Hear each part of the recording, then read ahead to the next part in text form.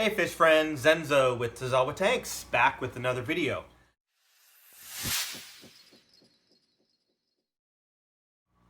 So today I'm going to talk about filtration, specifically over-filtration. So some say there is no such thing and others say there is such a thing. So I'm going to talk a little bit about my experiences and how that impacts my tanks.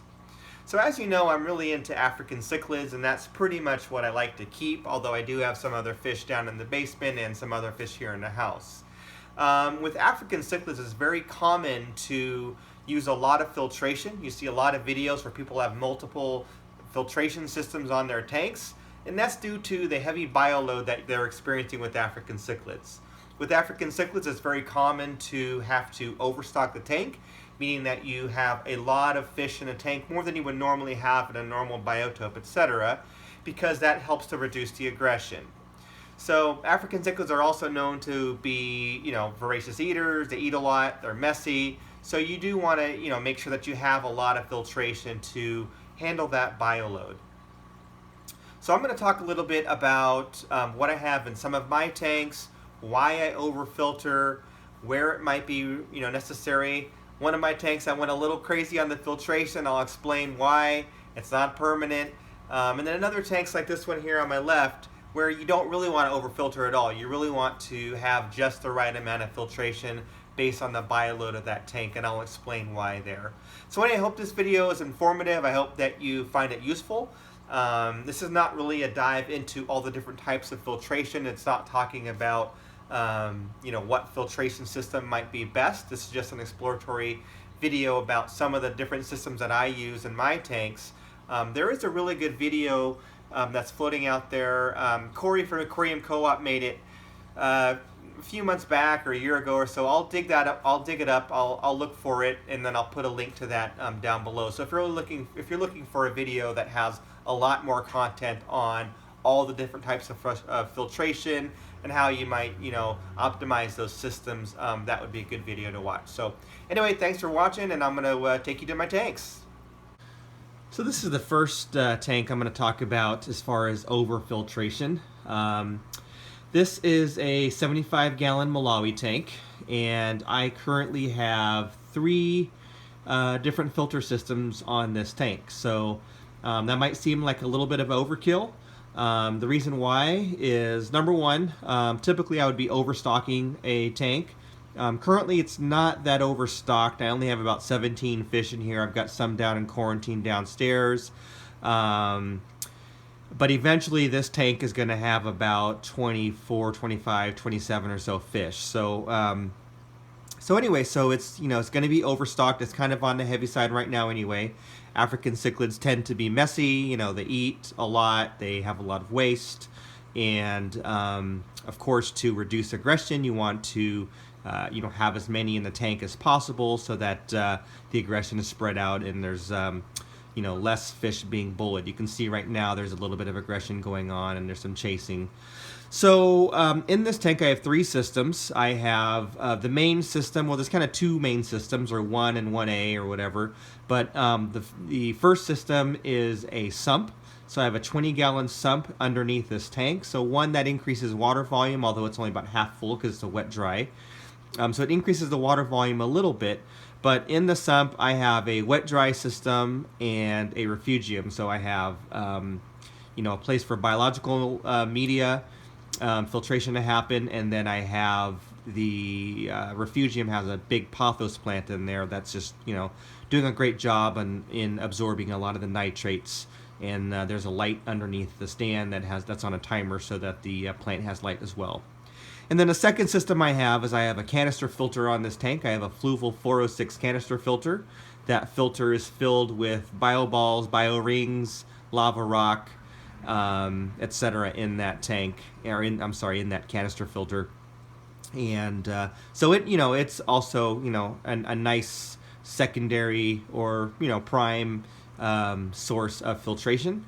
And then lastly, I have a hang on the back filter. I have a Marineland 350 hang on the back filter, and that does a couple of things. It really acts as the main polishing filter in this tank.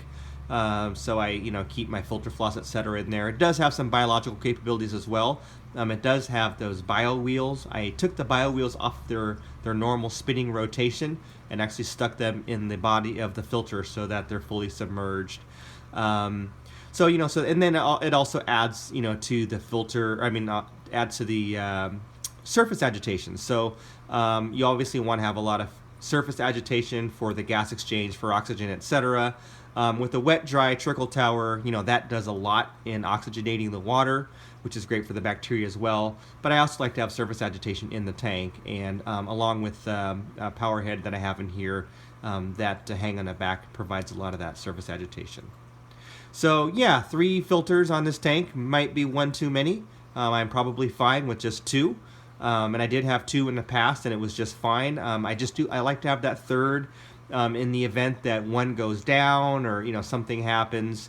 I just like to have that extra filtration. Obviously, it's also good in overstocking situations. And the other good thing about having a sump is that you can store other filters in there. So, for example, I have a whole bunch of tanks downstairs in the basement, and I can keep extra sponges and filter material in the sump here, so that when I need to pop a tank up real quickly, I have one that's already seeded with beneficial bacteria. Okay, so now we're at the tank that really kind of got me thinking about the whole topic of over-filtration. This is a 65-gallon tank. This is my Malawi grow-out tank. It's currently housing Mbuna, peacocks, and haps. Eventually this will be an all Mbuna tank, and then the peacocks and haps, as they grow, will be put into the other tank. But anyway, as I said, this is a 65-gallon tank, and this is, if there is such a thing, it is over-filtered. Now, because there are African cichlids, and because I am super feeding, and because there's a lot of them in here, I do need a lot of filtration. So, and I've got another video on the super feeding, and I'll be doing another one soon. But essentially, I'm feeding a lot, multiple times per day, different types of food, trying to get these fish to grow quickly. And I'm doing high volume and frequent water changes as well.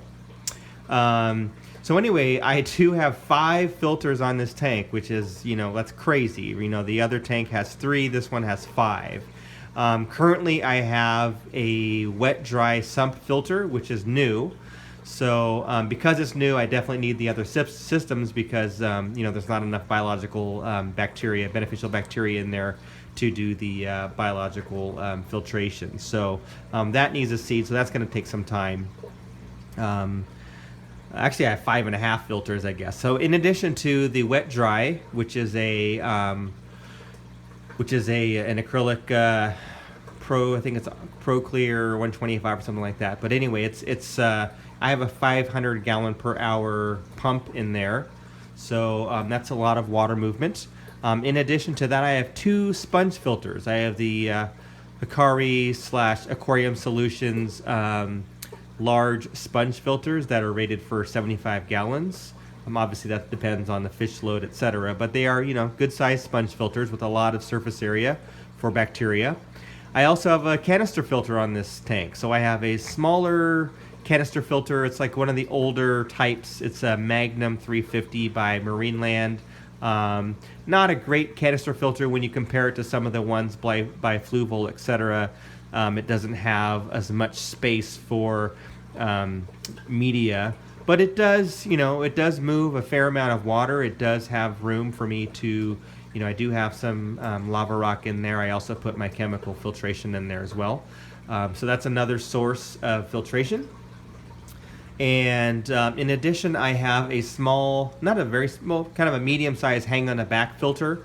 It's an API filter I got on closeout. It was super cheap. And so that one is set up for biological filtration only. So it's filled with lava rock. I don't have any filter floss or anything in it. It's filled with lava rock, and then I have a pothos plant growing out of it. So, but that, it's another filter that houses bacteria, and the plant sucks up nitrates, etc. And then lastly, I have a power head in here with a sponge pre-filter on the inlet. So that's kind of like the half filter that I'm calling. So if you think about it, I've got 5.5 filters on this tank, and is that too much? Probably. It's not hurting anything. You know, the fish are active, and there's a lot of water movement, but you know, these type of fish can handle it. And then also because I am super feeding, and because you know, of the bio load, I do need a lot of filtration. Eventually I'm going to remove the sponge filters. So the plan is, once the wet dry sump has been established and has been running for, you know, a while, then I will remove the sponge filters, and I will be using those in other tanks down in the basement. So eventually there will only be 3 filters on here, so not quite so much over-filtration at that time when I remove the sponges. So then I'll just have the canister filter, which is doing some mechanical filtration and then chemical filtration, a little bit of biological. I'll have the hang on the back, which is pretty much purely biological filtration, and then I will have the wet dry sump, which will be both mechanical and biological filtration. So anyway, so that's this tank, and if you know, it's the only tank that I have that has this many filters, and it sounds crazy to have 5, but there is a reason, and it won't always be that much. Okay, so here's an example where over-filtration would not be good. This is also an African cichlid tank, but it's a Tanganyikan tank. It houses my Cyprichromis leptosoma and my Lamprologus multifasciatus, my shell dwellers. And as you can see, they're a lot smaller. You can see there's a lot of fry in this tank. This is a 60-gallon tank, so it's a good sized tank, but it doesn't require the same amount of filtration as the other tanks. The bio load is a lot less, the fish are a lot smaller, and the amount of flow that I have in the other tanks would just be too much for this tank. In this tank, I do have very good filtration, and I also have very good water movement. On this tank, I have a Fluval 406 canister filter. I have a sponge pre-filter on the intake of that canister filter. I also have a sponge pre-filter on one of the power heads, and I also have some air stones in the back behind the background just to add to circulation. So there's a lot of water movement in here, just the right amount for these fish, and there is adequate filtration. But this would not be a situation where I would want, you know, a high flowing sump or anything like I have on the other tanks. So you can see there's a lot of fry. If you're familiar with Shelleys, multis, they are prolific breeders. So you can see some of the fry are getting large. They're starting to explore and venture out. You don't see it right now, but they do go over to this side as well when it's feeding time. You can see some of the Cyprichromis, which are also juveniles. They're kind of darting around all over the place here. And so anyway, this is another example of a tank where you know, filtration is important, but you can't have as much as you would, let's say, in like a Malawi tank. So anyway, I hope you liked this video. Hope it was informative. Please feel free to comment. Love reading the comments. Please like and give it a thumbs up if you liked the video. Thumbs down if you didn't. And hopefully I'll be able to continue and make good content. Thanks for watching.